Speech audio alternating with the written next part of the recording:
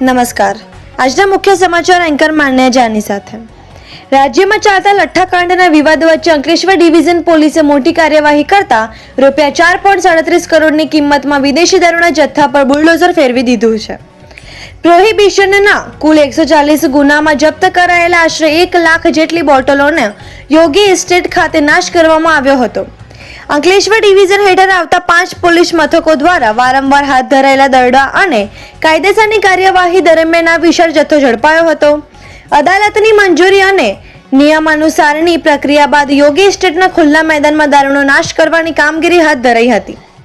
કામગીરી દરમિયાન કોઈ ગેરરીતિ ન થાય તે માટે પોલીસ વિભાગના ઉચ્ચ અધિકારી ડોક્ટર કુશલ ઓઝા તથા પ્રાંત અધિકારી ખાસ ઉપસ્થિત રહ્યા હતા. અધિકારીઓની સીધી દેખરેખ હેઠળ 5 જેટલા બુલડોઝરની મદદથી દારૂની બોટલો પર ફરી વળી તમામ જથ્થા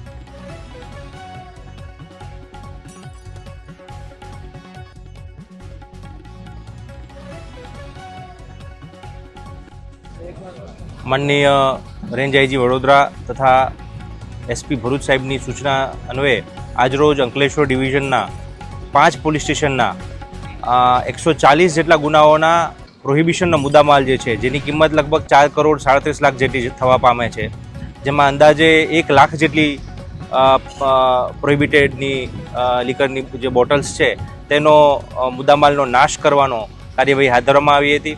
5 પોલીસ સ્ટેશન દ્વારા નામદાર કોર્ટ પાસેથી એમના હુકમો મેળવી ત્યારબાદ એસડીએમ સાહેબની તથા નશાબંધી અધિકારી સાહેબની હાજરીમાં આ તમામ મુદ્દામાલ નાશ કરવાની કાર્યવાહી કરવામાં આવી હતી.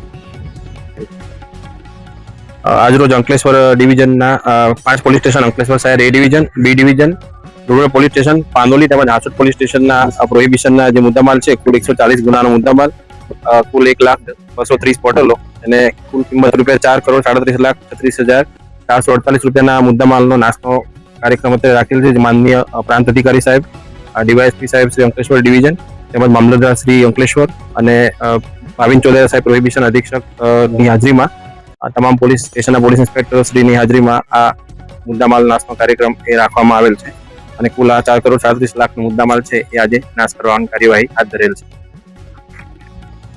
આજે તારીખ 21 ઓગસ્ટના રોજ અંકલેશ્વર સબ ડિવિઝનમાં સમાવેશ 5 પોલીસ સ્ટેશનોનો 4 કરોડના મુદ્દામાલના નાશની પ્રક્રિયા હાથ ધરવામાં આવેલ છે, જેમાં excise department, police department, revenue તમામ હાજર રહી અને આ પ્રક્રિયા હાથ ધરેલ છે.